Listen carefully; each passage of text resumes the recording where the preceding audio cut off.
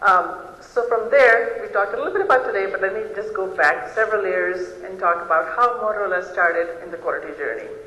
So the statement that you see here, who is Bill Smith? Why did I even put this up? Why did I even put the quote up? Right. So what he basically is saying is that all the tools are there. Tools and processes and methods are all very interesting. How you apply them is really where the magic is. That's where the secret sauce is. Right. So they could be all kinds of tools and methods. So who is Bill Smith actually? So Bill Smith is no longer in life right now, but he was born in New York in 1929. He got his education from the U.S. Naval Academy. He spent about 35 years in engineering and quality assurance, and then he joined Motorola. He is the father of Six Sigma. He is the father of quality in Motorola, as well as in the industry. Okay. So he passed away in 1993. Actually, he had a heart attack in our cafeteria in Motorola itself. So he is known as the father of Six Sigma and quality in Motorola. Many of these things that I'm saying, you may or may not read it in the internet, so I would like to weave in some of these stories so that you have the context. Okay. So Bill joined Motorola in the early 90s and 1980s, and at that time we had the son of our founder of Motorola, Bob Galvin, who was the CEO. So Bill and Bob, basically, this is in their terrain or in their reign that the quality quest for Motorola started, quality quest in Motorola. So what happened? Why did it start? Okay.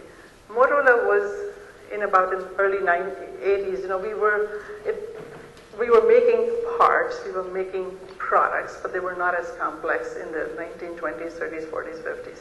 But by the time we came around in the 70s and 80s, we were making very complex systems now, sending people to the moon, astronauts to the moon, and so forth. And it turned out that we were dealing with thousands and thousands and thousands of parts in our systems. And it turned out we need to really improve our quality. We had to do some real advances in our quality. And that's why the quest of quality sort of started at that time in 1983. And it was a quality call to action. Okay, so we've been in this for a while.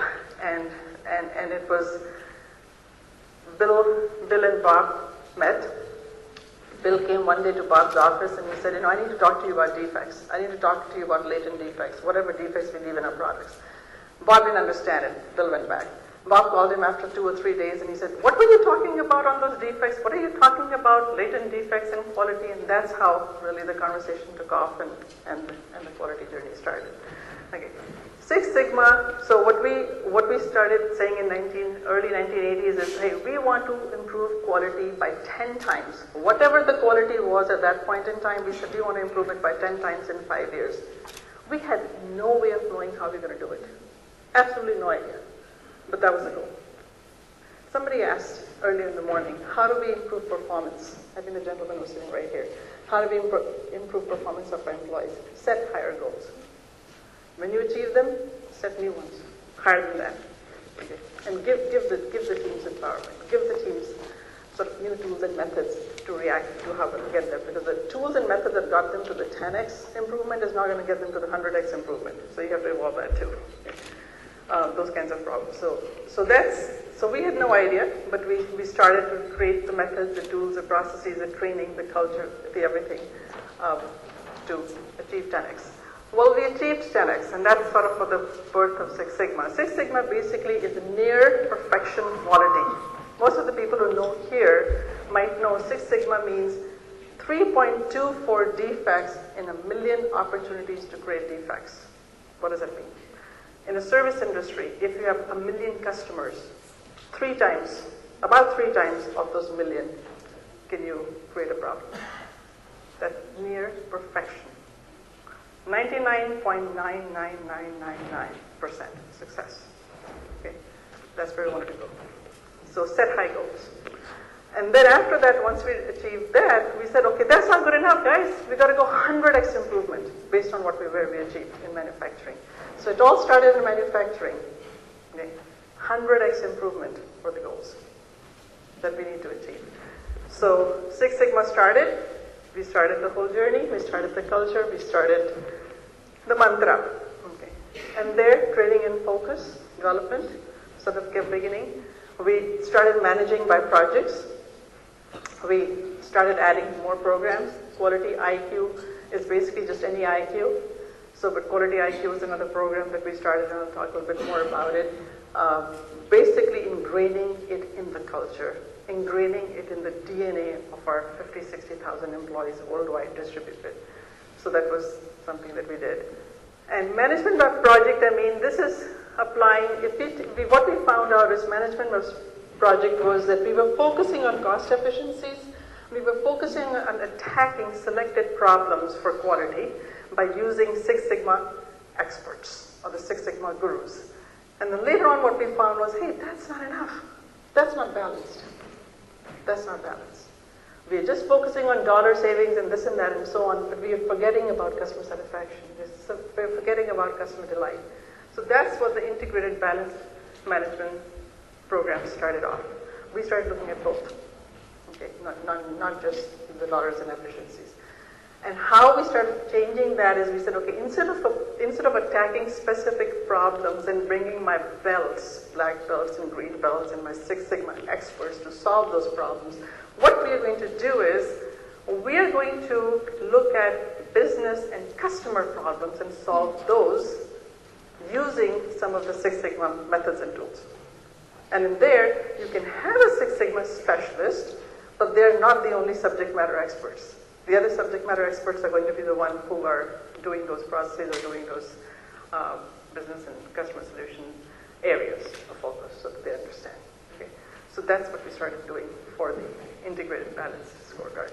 And also, if you notice, we started expanding the use into other functions of the enterprise, not just manufacturing, not just very statistical, data-oriented, machine-oriented kind of thing, but going much more into all the other aspects of our business. So that's a little bit about the history. And Bob Galvin, this is Bob Galvin that I talked about.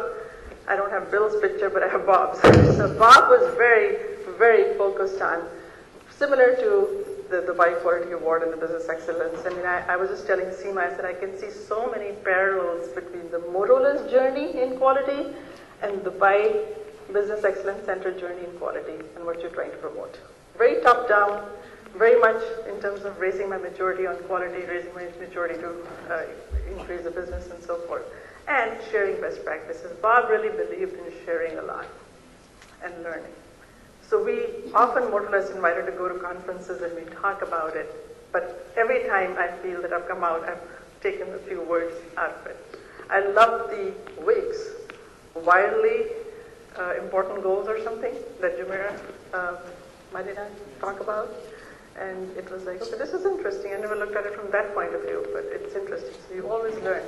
So we're always interested in learning from other companies, other people who have used, and other people who are seekers of quality who are going in that space.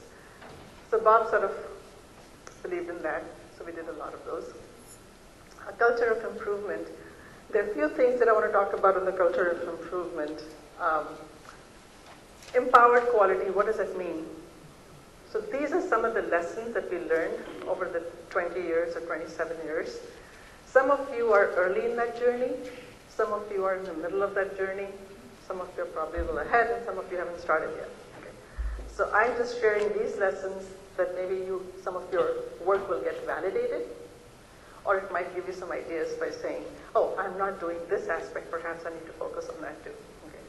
So empowered quality, what does it mean, empowered quality? Driven top-down. Driven top-down.